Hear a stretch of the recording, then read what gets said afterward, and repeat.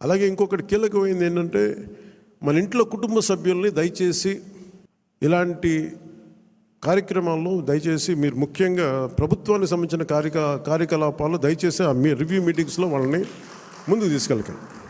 ఎందుకంటే మనం వారసత్వపు రాజకీయాలు అనేది మన వ్యతిరేకం కాదు, కానీ జనం మీద రుద్దేయకూడదు.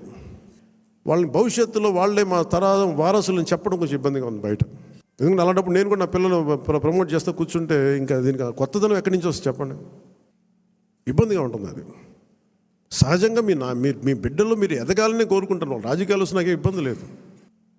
We are not against legacy, but let it happen in organic way, సహజ క్రమంలో జరగనివ్వండి.